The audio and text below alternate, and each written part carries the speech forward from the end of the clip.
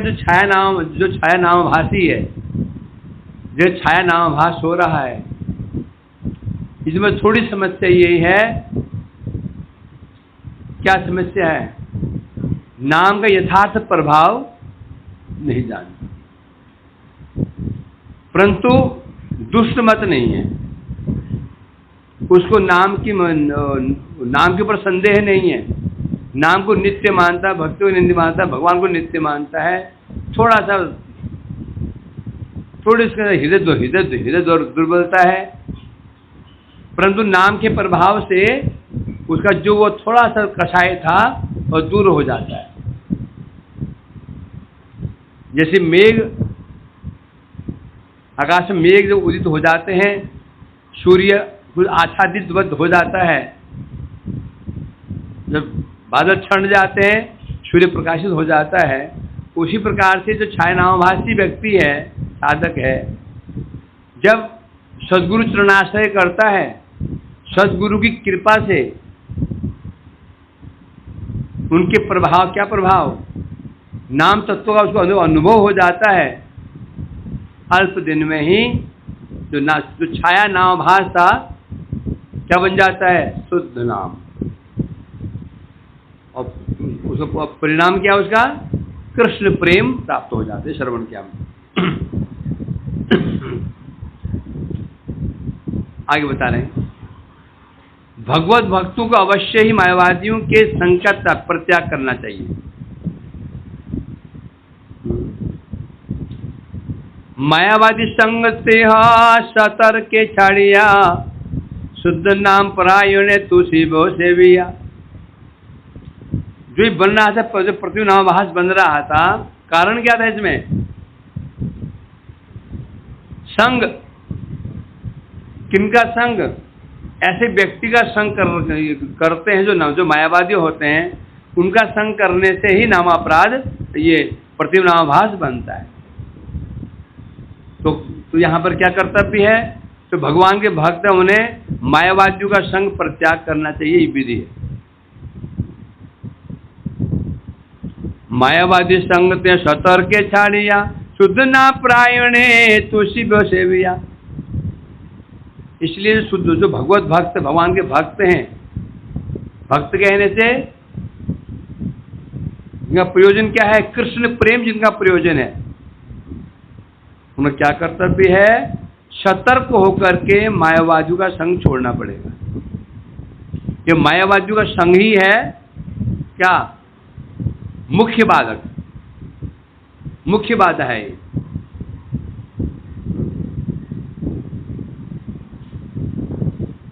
जहां हमने पढ़ा था पीछे, शुद्ध नाम के मार्ग में दो व्यवधान है, दो बाधाएं हैं, एक वर्णगत व्यवधान, एक तत्वगत व्यवधान। दो बाधाएं हैं शुद्ध नाम के, हमारे और शुद्ध नाम के बीच में दो बाधाएं हैं। एक वर्णगत व्यवधान, व्यवधान माने बाधा, और तत्वगत व्यवधान। वर्णगत व्यवधान क्या है? नाम के मध्य में कोई अन्य अक्षर वर्ण आ जाता है तो नाम उसे कहते हैं व्यवधान आ गया। ये बहुत बड़ी बात नहीं है, दूर हो जाएगा। दूसरा है तत्वगत व्यवधान।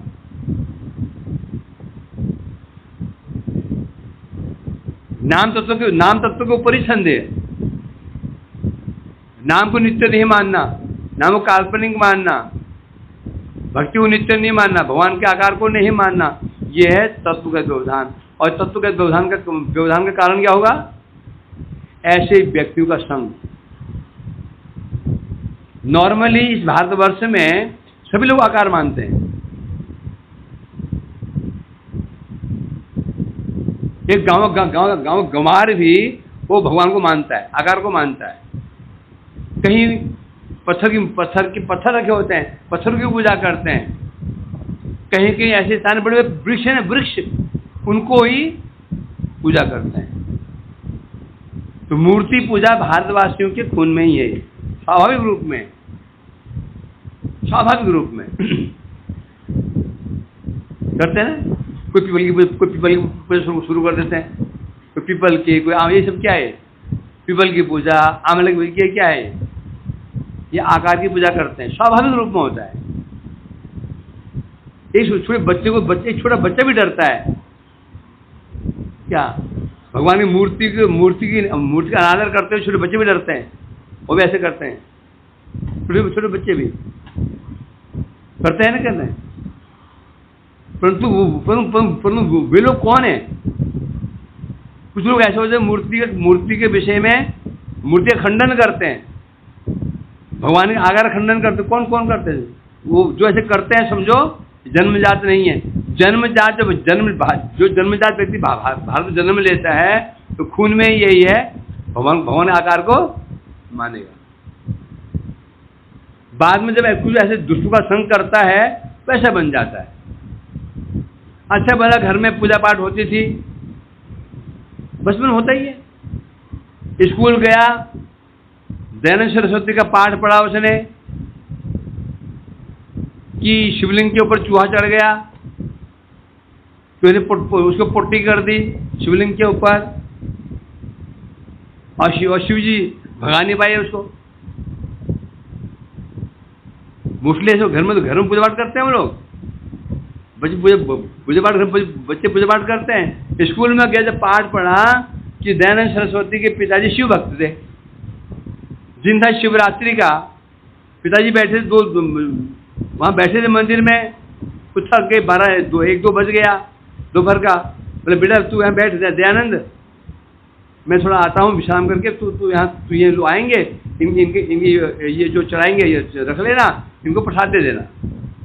तो आए जा रहे आ रहे जा रहे, इतने में चूही आई गई और शिवलिंग पर चढ़ गई, और उसको जो है ना बतासे चढ़े हुए, बतासे खा रहे चिनौती दाना, और वहीं पर पुट्टी कर दी।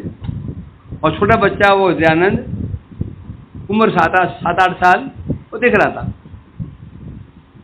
मन में आया, पिताजी बोलते हैं बेटा कभी तो विपत्ति आए तो ये शिव जी को याद करना, ये दो कष्टों से तेरे को मुक्ति दिलाएंगे, कष्टों का निवारण करेंगे। उस मन में आया, तो शिव जी अपने सिर पर बैठे हुए चूहा जो पोटी कर रहा है उसको नहीं भगा सकते हैं, तो मेरी क्या रक्षा करेंगे? पिताजी जो बोलते हैं ये केवल कल्पना है बस, इसका मतलब ये पत्थर ही है बस। यहां घुस गया मूर्ति पूजा खंडन, और बाल अवस्था में जो घुस जाता है ना खोपड़ी में, वो निकलता नहीं। वही बच्चे बड़ा क्या बना? दयानंद सरस्वती, घोर विरोधी मूर्ति पूजा का। अच्छा भला संसार में था, भजन कर रहा था, घर में था, पूजा पाठ तो होती थी। मरने के चला गया हरिद्वार काशी, और वहां उसने कही कथा साधु के प्रति, भारतवासी समझते क्या मालूम है, वो स्वाभाविक रूप में साधु के प्रति श्रद्धा होती है, बच्चों के भी होती है। साधु मान करके वहां बैठ गया और वहां उसने मंत्र पढ़ दिया, ऐसी कथा सुना दी। भगवान आकार नहीं है, 2000 युक्तियां सुना दी, आकार होता, दोष दिखा दी आकार में, बस मान लिया आकार नहीं। वास्तव में जन्मजात कोई हम दिखा दे भारतवर्ष में, ये भारतवर्ष जन्म भारतवर्ष कह दी है,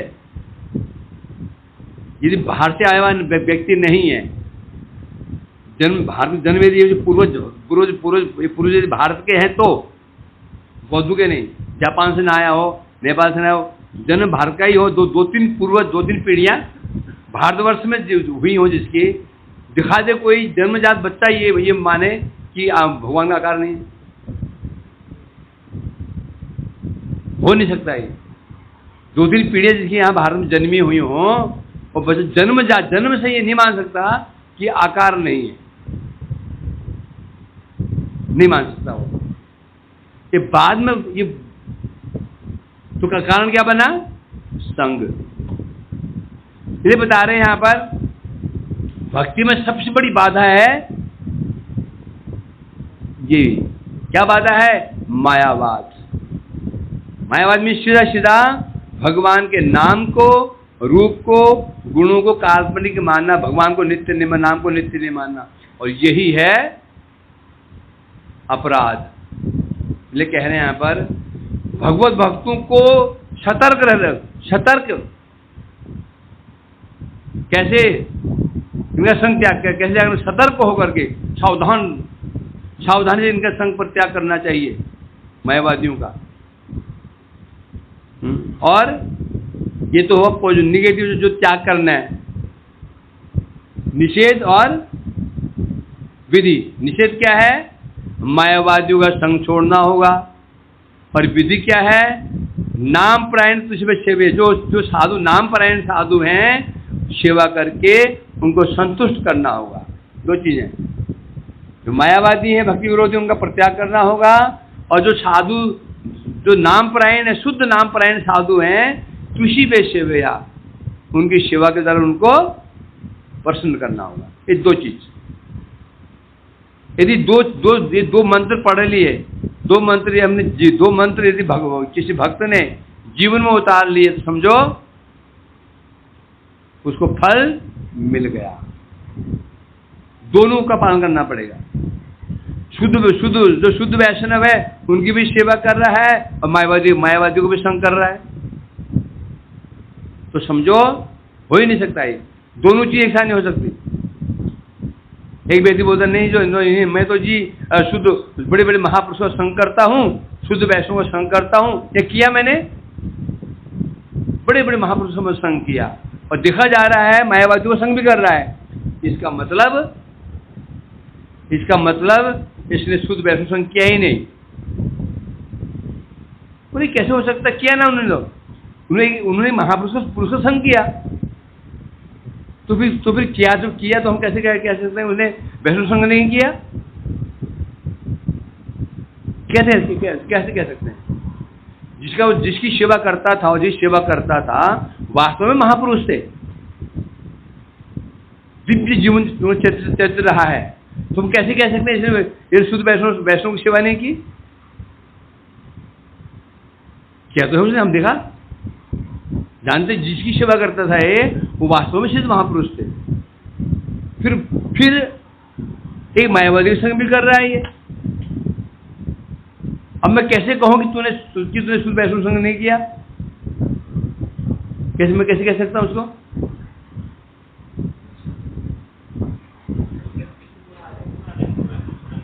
इसका मतलब उसको पता ही नहीं है शुद्ध वैष्णव कौन होता है और मायावादी कौन होता है। माधवपुरी पात्री की सेवा शिष्य थे रामचंद्रपुरी, क्या गुरु कौन थे? माधवेंद्रपुरी पाद, प्रेम भक्ति के अंकुर, और रामचंद्रपुरी जी उनके सेवक हैं, उनके शिष्य हैं। तो क्या हम क्यों कह सकता है कि वो उनके शिष्य हैं? क्या कभी रामचंद्रपुरी ने माधवपुरी का दर्शन किया होगा? क्या बात करो, शिष्य है तो दर्शन क्यों नहीं किया होगा? नहीं किया दर्शन नहीं किया उन्होंने उनका। दर्शन किसे कहते हैं? दर्शन कहते किसको हैं? यथार्थ दर्शन को ही दर्शन कहते हैं। यथार्थ दर्शन को ही यथार्थ मतलब जो जैसा है उसी रूप में दर्शन को ही दर्शन कहते हैं।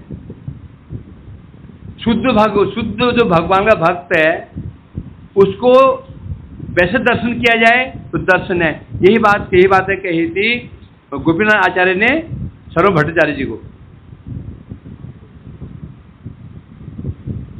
क्या कहा था उन्होंने? महाप्रभु साक्षात भगवान है ना, और आपको विश्वास नहीं है, आप पर प्रभु कृपा नहीं है, आप पर कृपा है नहीं भगवान की। आप ऐसे कैसे कह सकते हो कि मुझ पर कृपा नहीं है, तुम पर कृपा है? क्या उत्तर दिया था? क्योंकि यथार्थ ज्ञान ना होना ही यह प्रमाण है कृपा नहीं। जो महान भगवान है, तुम भगवान नहीं मान पा रहे हो, तो मतलब क्या हुआ? मतलब क्या हुआ? जगत में तो है ना, रसगुल्ला खा रहा है और पीलिया रोग है, खाते वोमिटिंग हो रही है, क्या रसगुल्ला खा रहा है? क्या वो क्या रसगुल्ला खा रहा है? कहेंगे रसगुल्ला खा रहा है? वो नहीं खा रसगुल्ला। हम देख रहे रसगुल्ला खा रहा है, परंतु उसको क्या, उसको आस्वादन हो रहा है रसगुल्ला का। उसी प्रकार से जो व्यक्ति शुद्ध वैष्णव की सेवा भी की, बड़े महापुरुष सेवा भी की, और साथ में एक ऐसे व्यक्ति के संग कर रहा है जो शुद्ध भक्त नहीं है, तो इसका मतलब इसने शुद्ध वैष्णव संग किया ही नहीं हुआ। ये शुद्ध भक्त का संग करता तो क्या होता? इसकी वृत्ति बदल जाती। और कभी भी जो अभक्त है वो तो संग करता ही नहीं है। ये दोनों को यदि संग कर रहा है तो समझो इसने शुद्ध वैष्णव, शुद्ध जो शिव तो दूर की बात है, शिव तो बहुत दूर की बात है, इसने उस महापुरुष का दर्शन ही नहीं किया। बताया गया दर्शन दो प्रकार का होता है, एक व्यक्तिगत दर्शन, एक यथार्थ दर्शन। व्यक्तिगत दर्शन और यथार्थ दर्शन, समझा कि नहीं? एक दर्शन व्यक्तिगत, एक यथार्थ दर्शन। कैसे मानोगे इसको? एक डीएम है, उसका मित्र है। अब दर्शन कैसा होता है? व्यक्ति एक ही है, एक का दर्शन व्यक्तिगत है, जो मित्र है उसका दर्शन क्या होता है? यथार्थ दर्शन, है ना? परंतु जो नौकर चाकर ये दर्शन क्या है? ये भाई ये डीएम है तो दर्शन यहां तक कि उसका मित्र भी यदि ऑफिस में चला जाए, सब बैठे हुए लाइन में, और जैसे ही अंदर घुसा सब खड़े हो गए, ये क्या करेगा? ये खड़ा हो जाएगा, हुआ खड़ा। परंतु वो जानता है ये मेरा मित्र है, वही दर्शन का।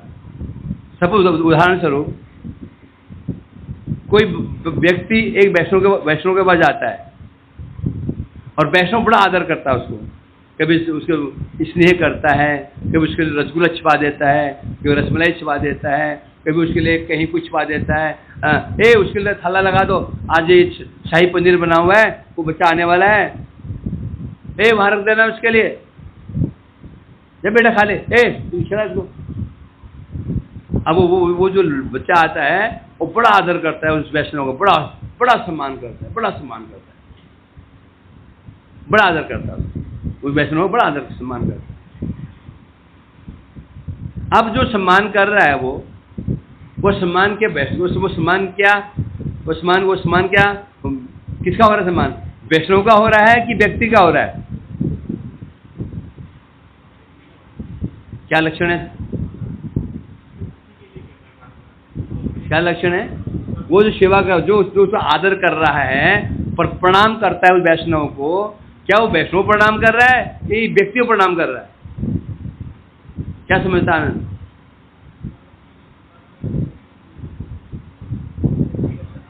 एक दिन उसने अब कोई प्रसाद रखना बंद कर दिया, पूछना बंद कर दिया। वो आशा से आता है कि मुझे पूछेंगे, और वो सामने से निकल गए और दिखा भी नहीं उसकी ओर। 1 दिन हुआ, 2 दिन हुआ, 3 दिन हुआ, 4 दिन हुआ, मंदिर मानना ही बंद कर देगा। यदि कर रहा था तो उसके मतलब तो वो सम्मान किसे कर रहा था? व्यक्ति का। ये व्यक्ति का संग कर रहा था, वैष्णव संग नहीं कर रहा था। ये कर रहा था कि व्यक्ति का। और दूसरी बात क्या है, यदि वैष्णव सम्मान कर रहा होता तो सभी जितने वैष्णव है सबको सम्मान करता। एक को सम्मान क्यों कर रहा है? और जो और वैष्णव है उनका सम्मान तो नहीं कर रहा है, उसके सम्मान कर रहा है। क्या मानना पड़ेगा? वो अलग बात है, वो वैष्णव श्रेष्ठ है, श्रेष्ठ है, और जो छोटे वैष्णव का सम्मान नहीं भी करे, मान लिया, क्यों? बड़े वैष्णव सेवा करता है तो स्वाभाविक है, तो श्रेष्ठ है। परंतु यहां तक कि जिसकी सेवा कर रहा है वो उस श्रेष्ठ वैष्णवी मठ में वो उनका आदर नहीं कर रहा है, उसका कर रहा है जो कि बहुत श्रेष्ठ नहीं है, क्या मानना पड़ेगा? वो क्या वो वैष्णव सेवा कर रहा है? नहीं कर रहा है, वो व्यक्ति की सेवा कर रहा है जो व्यक्ति उसे स्नेह करता है, आदर करता है। कि यही नियम लागू होता है वह गुरु के प्रति। एक शिष्य गुरु की बड़ी सेवा करता है, बड़ी सेवा कर, जी जान से कर रहा है, जी जान से सेवा कर रहा है, इसलिए कर रहा है कि गुरु जी चले जाएंगे पूरे पद मेरे पास ही रहेगा।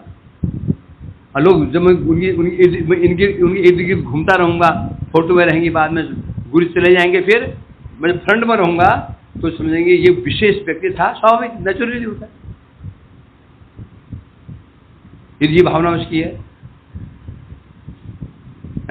और गुरु जी ने एक दिन उसको बोला अब तुम सेवा से हट जाओ, अब सेवा वो फलाना ब्रह्मचारी है, तू बहुत कर लिया, अब तू और की सेवा पकड़ ले, इस सेवा किसी और को दे दे।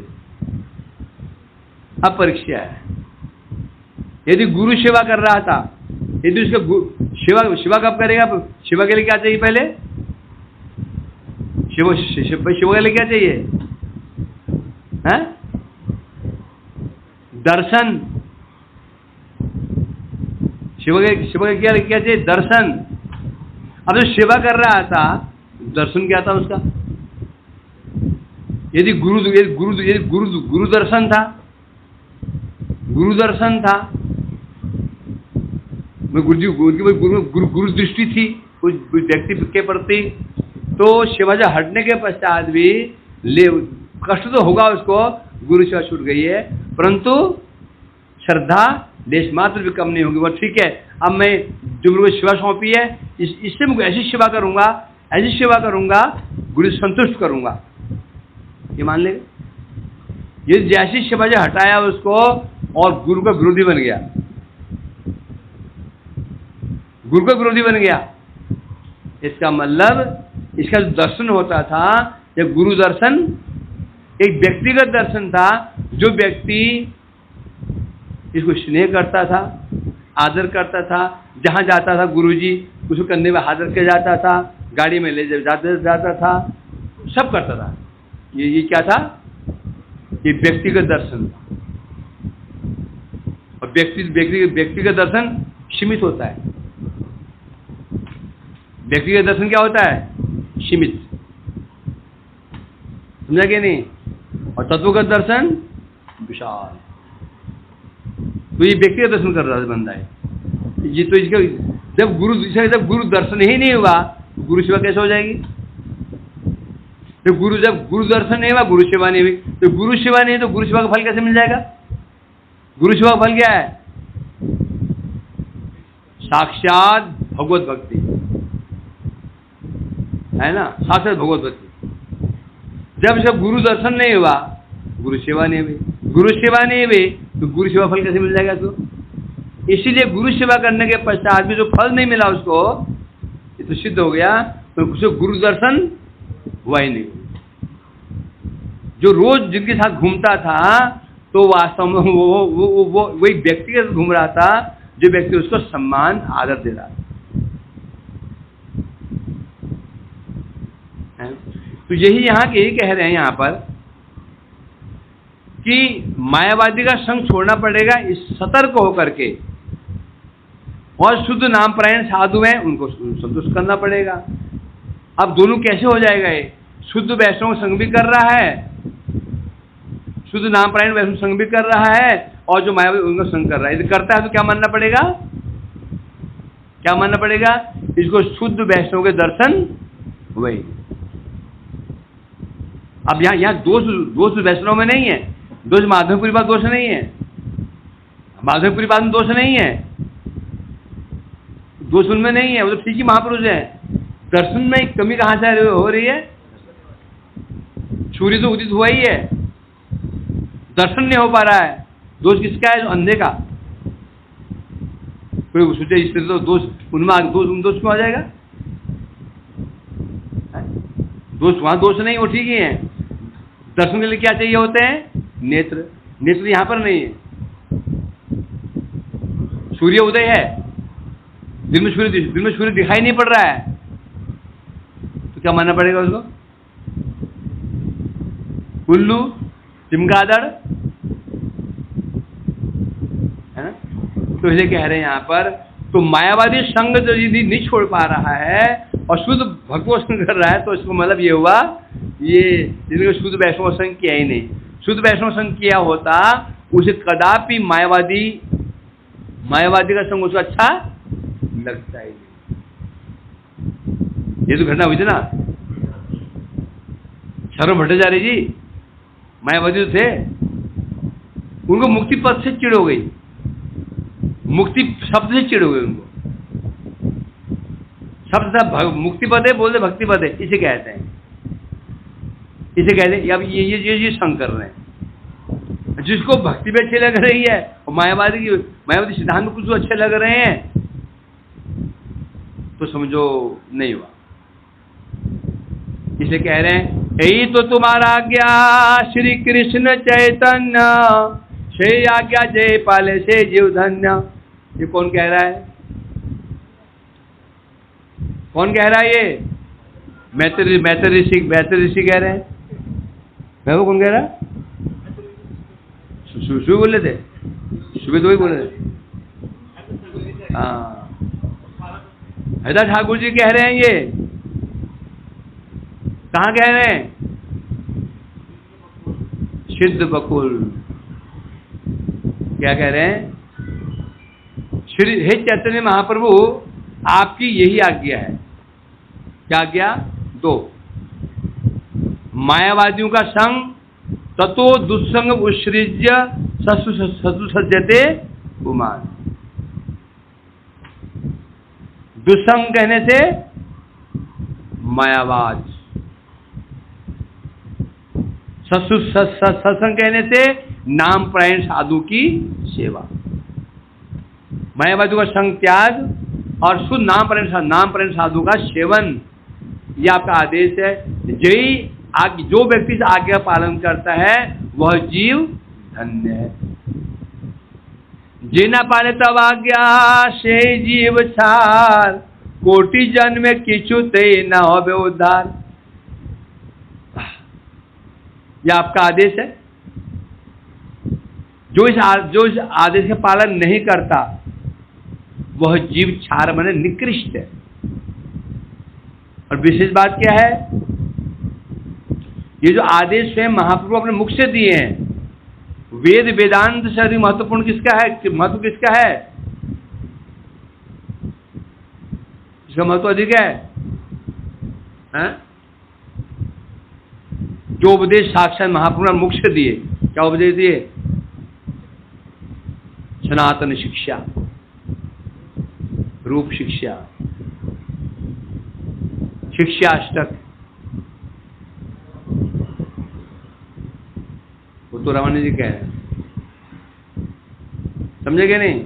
यद्यपि उपनिषद वेद मूल वेद है, वेद मूल है, परंतु वेद कहां से प्रकाशित हुए? वेद प्रकाशित कहां से हुए हैं? वेद है क्या? कौन भगवान? शीर्षा भगवान, समझे क्या नहीं? वेद। और यहां पर और यहां ये उपदेश कौन दे रहे? साक्षात भगवान अपने मुख से दे रहे हैं। वो वेद वेदांत लिखे हैं, उनको रचना की है वेद व्यास जी ने, उसका महत्व अधिक होगा। साक्षात भगवान अपने मुख से कह रहे हैं, महत्व अधिक किसका होगा? साक्षात कह रहे हैं। एक वेद वेदांत है, एक गीता आदि ग्रंथ है, और एक शिष्य अष्टादि महत्व किसका होगा? वेद वेदांत तो प्रकाशित किए श्री वेद व्यास जी ने, भगवान के निश्वास से निकले, निश्वास ही वेद है, मान लिया, ठीक है। गीता साक्षात भगवान ने अपने मुख से कही है कुरुक्षेत्र में। और तीसरा उपदेश महाप्रभु का उपदेश है। कौन सा अधिक प्रमाणिक सभी हैं, प्रमाणिक सभी हैं। सबसे अधिक महत्व किसका है?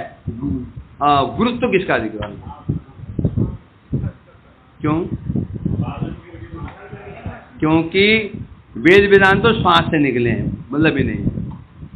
कृष्ण उपदेश गीता जी का दिया, वो भी ठीक है, बुरी बात नहीं है, परंतु महाप्रभु जो उपदेश है आचरण करके उपदेश दे रहे हैं, आचरण करके उपदेश दे रहे हैं, तो महत्व किसका होगा? समझे क्या नहीं? इसीलिए महाप्रभु शब्द क्या आता है? नमो महावदान्य।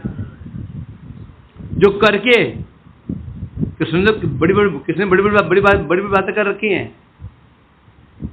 उपदेश राम जी ने भी दिए, उपदेश कृष्ण ने भी दिए, मत्स्य अवतार सब उपदेश जिन्हें पंडित सब उपदेश कौन नहीं दिया? तो नरसिंह ने उपदेश नहीं दिया? बस करो, ये करो, वो ये करना चाहिए, वो करना चाहिए, फिर करके दिखाया। महाप्रभु है जो कर करके उपदेश दिया। तो महत्व, तो अधिक महत्व किसका होना चाहिए? होना नहीं चाहिए, और होना चाहिए अलग बात है, होना चाहिए अलग बात है, परंतु हम देखते हैं जो प्रैक्टिकल में यही है। हमें अधिक प्रभाव वेद का पड़ता है, गीता का पड़ता है कि इनका पड़ता है? अभी यही होना चाहिए अलग बात है। प्रैक्टिकल क्या चीज है? क्या हमको अधिक प्रभाव, हमारे पर अधिक प्रभाव वेद वेदांत का पड़ता है, गीता आदि का पड़ता है, या महाप्रभु के उपदेश को पड़ता है? देखेंगे महाप्रभु उपदेश बहुत जल्दी प्रभाव डाल देते हैं, तुरंत प्रभाव डाल देते हैं ना। उसमें अधिक जल्दी प्रभाव कब डालते हैं? जब गुरुवर्ग जो फॉलो कर रहे हैं, देखना वो जो प्रभाव पड़ता है। जो साथ पढ़ के नहीं होता वो सुनते ही हो जाता। तो इसे कह रहे हैं यही आपकी आज्ञा है, जो इसको नहीं पालन करता है क्षार माने निकृष्ट, कोटि जन्मों में भी उसको उद्धार होने वाला, एक जन्म नहीं करोड़ों जन्मों तक यदि वो महामंत्र करता रहे, हरिनाम करता रहे, एक जन्म नहीं करोड़ों जन्म तक हरिनाम करता रहे, तो भी उसका उद्धार संभव नहीं है। क्यों नहीं है? नाम उसका नाम ही नहीं है। असाधु संगे भाई कृष्णाम कबो नॉय नामाक्षे बोराई बटे शुद्ध नाम नहीं। क्यों? मुझसे कृष्ण नाम निकल ही नहीं रहा। क्या निकल रहा है? वो नाम अपराध निकल रहा है। मुझसे नाम अपराध निकल रहा है, तो कैसे हो सकता है? ये व्यक्ति सारा रोज है क्रीम निकला हुआ दूध पिए और सोचे मैं तगड़ा हो जाऊंगा, पेटो ठीक हो जाएगा, तगड़ा हो जाएगा। दूध क्या पी रहा है? क्रीम निकला हुआ दूध, या वो सोयाबीन का है ना पाउडर, दूध पी रहा है। उसमें और जिम करता है और वो छोटा वाला दूध पी रहा है, वो क्रीम का दूध। क्या जिम बॉडी में जाएगी उसकी? क्यों? दूध ही नहीं हो। क्योंकि कोटि जन्म क्या अरब जन्म भी करता रहे, क्योंकि नामापराध कर रहा है। यहां पर आतंतिक अभाव है, जल में घी का आतंतिक अभाव है। एक होता है प्राग अभाव, एक होता है आतंतिक अभाव। बच्चा क्या कर रहे हो? क्या हो गया भाई? शुद्ध हो गया वो? क्या बोला मैंने? जल में तुम लाख जन्म तक वो मंथन करते, उसको मंथन करते रहो, सारा पानी भाप बन के उड़ जाएगा गर्म होते होते। वो ना गर्म करते करते गर्म हो जाएगा, उड़ जाएगा वो, परंतु मक्खन नहीं निकलेगा उससे। क्यों निकलेगा? आत्यंतिक अभाव है नहीं। दूध में घी का अभाव है, प्राक अभाव है तो दिखाई नहीं पड़ रहा है, निकल जाएगा। उसी प्रकार से जो नामापराध है, जो भक्ति का आत्यंतिक अभाव है। करोड़ों जन्म भी नाम अपराध करता रहे, नाम करता रहे अपराध युक्त होकर के, क्योंकि उसमें है ही नहीं प्रेम, निकलेगा कहां से? हाँ, छाया नामाभास है, करे वो प्रतिमा नहीं है, छाया नामाभास है, उसमें प्राक अभाव है, प्रेम वहां होगा। इसलिए कह रहे करोड़ जन्म तक भी यदि कोई व्यक्ति ये आपका आदेश पालन, आदेश में क्या होता है? हरिनाम भी कर रहा है, शुद्ध वैष्णव की सेवा भी कर रहा है और मायावती संग भी कर रहा है, तो समझो, बोलो आप बोलेंगे तो क्या हुआ? मायावती का संग तो कर रहा है ना, शुद्ध भक्तों का संग तो कर रहा है। तर्क देते कि क्या बताओ? शुद्ध भक्त का संग तो मायावादी संग कर रहा है, शुद्ध भक्त का संग भी तो कर रहा है। काटो इसको।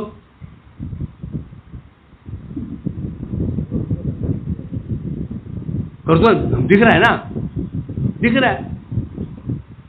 ऐसे महापुरुष संग कर रहा है जो श्रेष्ठ महापुरुष संग भी कर रहा है। मजा नहीं आया।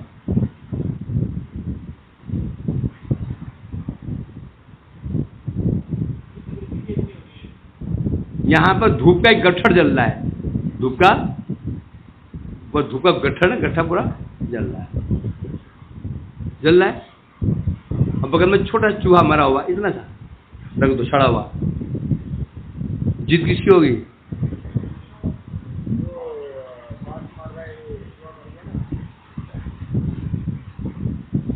नियम होता है। वो जो बैठ कर रहा है ना, वो जो लाख वैष्णव संग करे, परंतु वहां पर उसके प्रभाव दंड किसे पड़ेगा? निगेटिव का। हो ही नहीं सकता है। हाँ, अज्ञानता बस कर रहा हो, दो बात होती है। अज्ञानता बस यदि मुझे पता नहीं है, अज्ञानता बस यदि मायावती संग कर रहा हो, अज्ञानता बस कर रहा हो, जो वैष्णव संग करेगा वो सुनेगा नहीं सुनेगा? मायावती क्या होता है? शुद्ध भक्त मुझे पहली बार क्या निकलती है? मायावादी, है ना? यदि सुनने के बाद भी कर रहा है तो क्या समझे? अज्ञानता नहीं है इसकी, संस्कार ही बने हैं इसके। तो स्वाभाविक है, जहां गंदगी और जहां पर दुर्गंध सुगंध हो तो प्राय यही देखा जाता है, दुर्गंध सुगंध को प्राय दवाई देती है। तो जो कर रहा है ना वो वहां पर जो दोनों संग कर रहा है, प्रभाव अधिक रहेगा किसका? मायावती का प्रभाव अधिक रहेगा उसका। तो ये कह रहे हैं, तो ये कोई तर्क को दम नहीं है, तो क्या होगा? बराबर कैसे हो जाएगा? यहाँ धूप जला वो भी, और बगल में वो चूहा मर रहा, दोनों बराबर कैसे हो सकते हैं? यहाँ वो दबेगा या चूहे की दुर्गंध दबेगी, या वो धूप की अगरबत्ती का सुगंध दबेगी?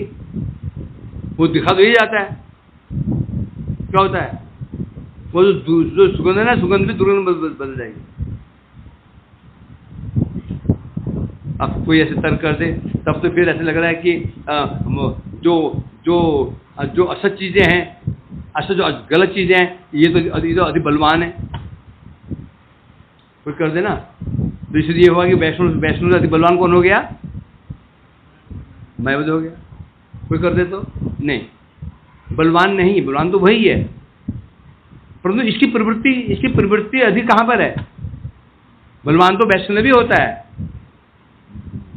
बलवान तो शुद्ध साधु संग ही है। वो इसकी समस्या क्या है? इसकी वृत्ति अधिक कहां पर है? मायावाद के प्रति। अतः यदि वैष्णव संघ में इसके उद्धार नहीं हो पा रहा है, तो दोष दोष वैष्णव संघ का दोष बिल्कुल नहीं, दोष नहीं है वैष्णव संघ का।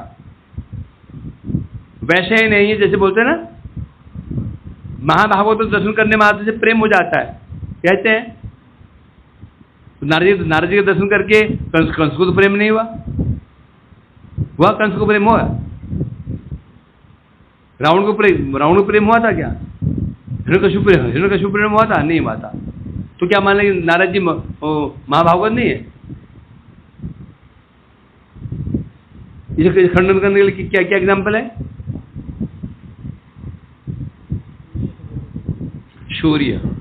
सूर्य को सभी लोग क्या बोलते? दिवाकर। सूर्य क्या है? दिवाकर।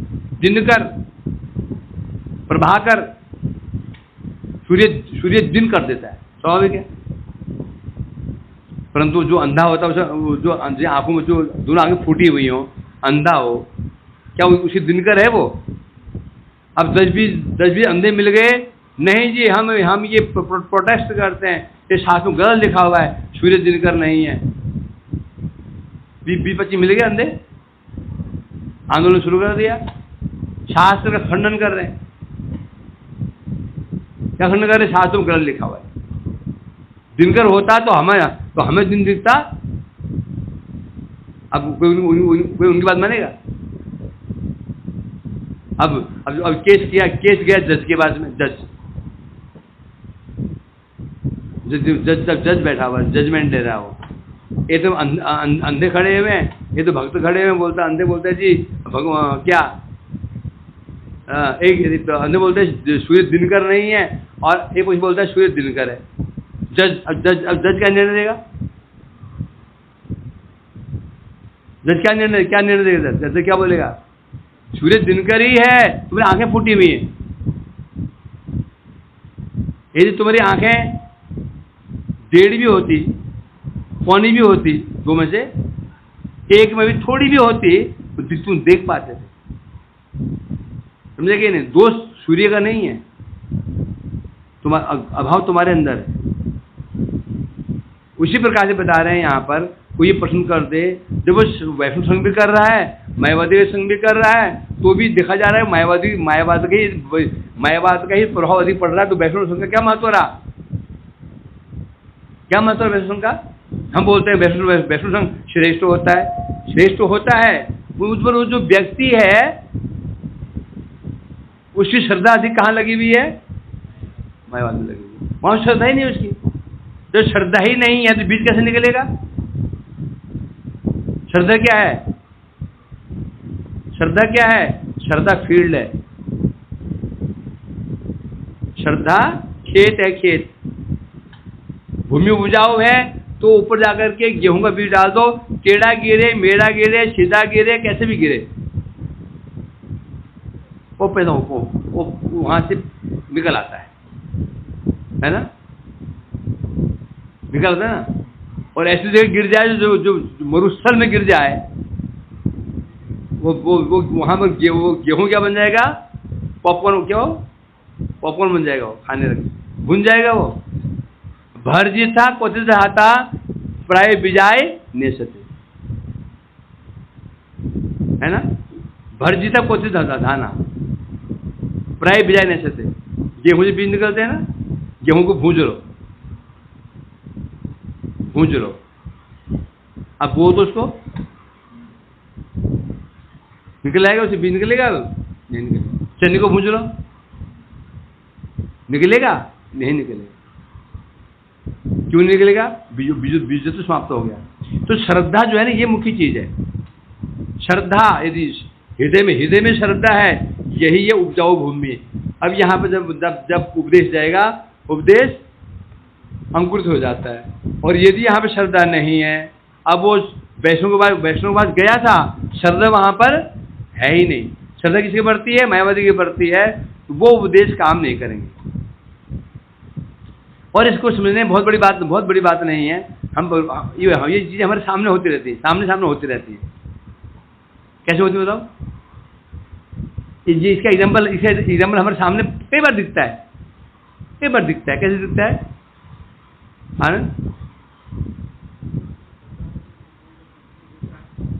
कई बार देखते हैं, बड़े श्रेष्ठ वैष्णव उपदेश दे रहे हैं, हम उसको पालन नहीं कर पाते।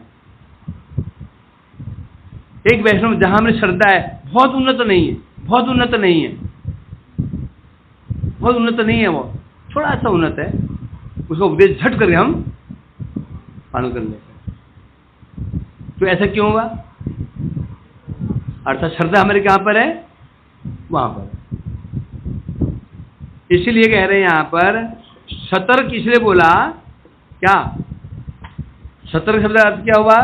यदि हमारी श्रद्धा कुछ मायावाद के प्रति है तो वे सत्संग में हमें बचा नहीं पाएगा। और श्रद्धा का आधार क्या है? श्रद्धा का आधार क्या है? सुकृतियां। और सुकृति का आधार क्या है? संग। संग ही सुकृति का आधार है और सुकृति श्रद्धा का आधार है और श्रद्धा ही आधार किसका? भक्ति का कहो कि नाम का कहो। तो इसलिए कह रहे हैं यहां पर कोटि जन्मों तो यदि आपका आदेश पालन नहीं करता है तो करोड़ जन्मों यदि नाम भी नाम करता, नाम तो होगा नहीं, नाम अपराध होगा, उसको उद्धार संभव नहीं है। अतएव कुसंग छाड़िया प्रभु हरिदास ठाकुर जी कह रहे हैं, हे महाप्रभु जी, आप कृपा करके मेरा कुसंग दूर कर दीजिए, मुझे कुसंग से निकाल लीजिए और निकाल कर आप चरणों में मेरे को स्थान दे दीजिए, क्योंकि मैं देख रहा हूं मेरे पास और कोई उपाय नहीं, मेरी बुद्धि काम नहीं करेगी, बल काम नहीं करेगा। इसे कहते वैष्णवता। क्या बोलते हैं? कुसंग छाड़िए, मुझे कुसंग छुड़ाइए, आप छुड़ाइए। अब क्या हरिदास साहब की क्या क्या क्या कुसंगी है क्या? मायावादी है क्या? यही है उनकी दीनता। मुझे कुसंग से मेरा कुसंग छुड़वा करके अपने चरणों में स्थान दे दीजिए, क्योंकि मेरा सामर्थ्य नहीं, मैं कुसंग छोड़ पाऊं, मेरा सामर्थ्य नहीं है। हरिदास पद वंदे विनोद जहार, हरि नाम चिंतामणि सदा गानदार। भक्ति विनोद जी कह रहे हैं, हरिदास ठाकुर के चरण कमलों में जिनका आनंद विनोद होता है, ऐसे ये भक्ति विनोद हरिनाम चिंतामणि का सदा गान कर। वो हरिनाम चिंतामणि की जय हो, नामाभास अध्याय की जय हो। हमारे अब आज चतुर्थ परिचय शुरू होगा। अब यहाँ हुआ, अभी क्या था? नामाभास। अब शुरू होगा नामापराध। हरे कृष्णा कृष्णा कृष्णा हरे हरे, हरे राम राम राम हरे।